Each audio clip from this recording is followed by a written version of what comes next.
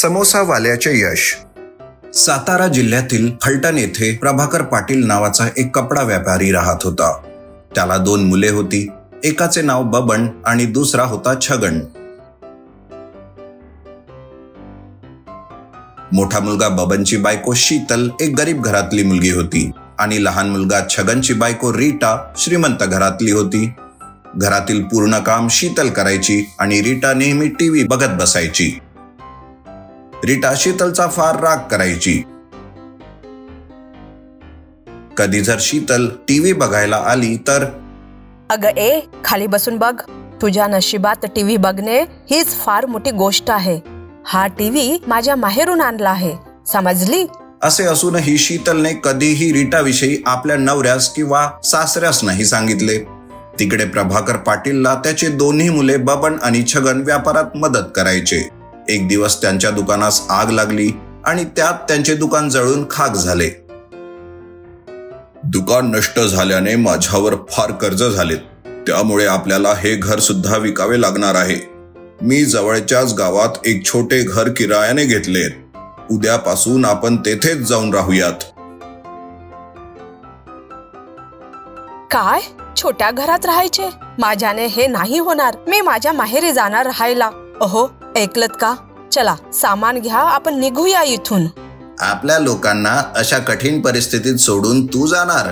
मी नाही येणार तुझ्यासोबत. जर आज तू हे घर सोडून निघून गेलीस ना, तर परत या घरी कधीच यायचे नाही, लक्षात ठेव. अच्छा, तुम्ही काय मला धमकी देत आहात? उद्यापासून तुम्हाला खायला सुद्धा काही नाही भेटणार. तुम्ही सगळे स्वतः माझ्याकडे याल. दुसऱ्याच दिवशी सगळेजण त्या छोट्या घरात राहायला गेलेत. बबन आणि छगन छोटे छोटे काम करू लागलीत, पण प्रभाकर आपल्या दुकानाचा विचार करून करून बीमार पडला. एक दिवस शीतल आपल्या पतीस आणि दिराला बोलून म्हणाली, तुम्ही दोघे नेहमी म्हणता ना की माझ्या हातचे बनलेले समोसे फार स्वादिष्ट लागतात, तर मग का नाही आपण समोसे बनवून विकण्याचा विचार करूया? अगं वहिनी, खूपच छान आयडिया आहे बघ. तू बनविलेले समोसे फार स्वादिष्ट लागतात. हा व्यापार नक्कीच छान चालणार, बघच तू. बबनने आपल्या एका मित्राकडून थोडे पैसे कर्जावरती घेतले.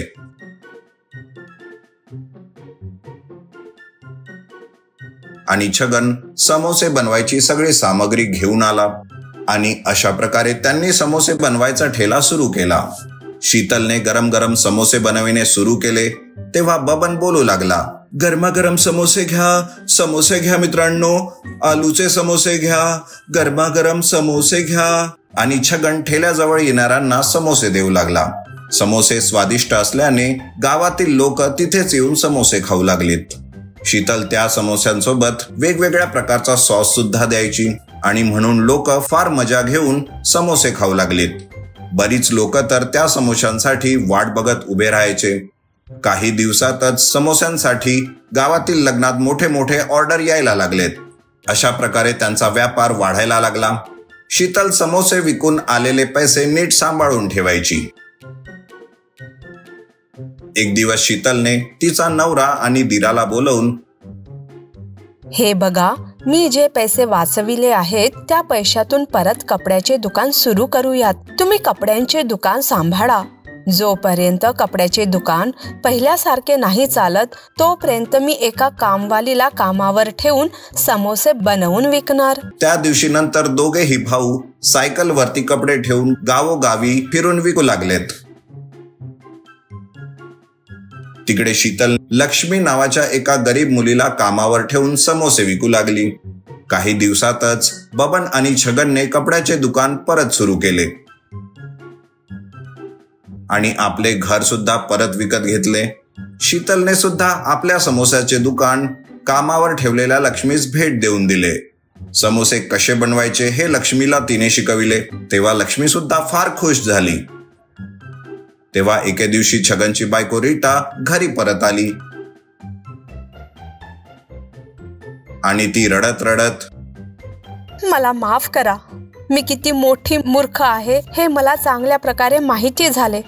मला वाटले की मी माहेरी मस्त मजेत राहणार, पण नवऱ्याला सोडून माहेरी राहणे किती चुकीचे आहे हे मला चांगल्या प्रकारे समजले. तुम्ही कृपया मला या घरात थोडी जागा राहायला द्या, तर मी कामवालीच का असोना बनून राहणार. काय, तुला या घरात जागा हवी आहे?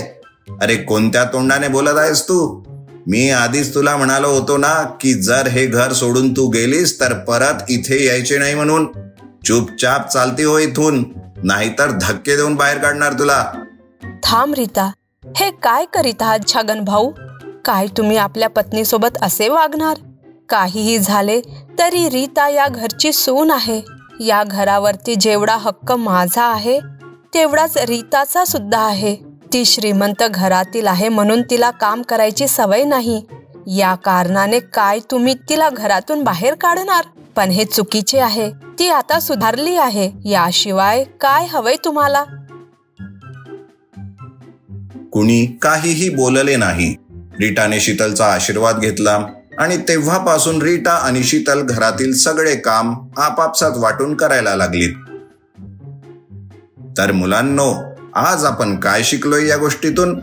चांगल्या बुद्धीने आपण कोणतेही काम अगदी सोप्या पद्धतीने सहज करू शकतो.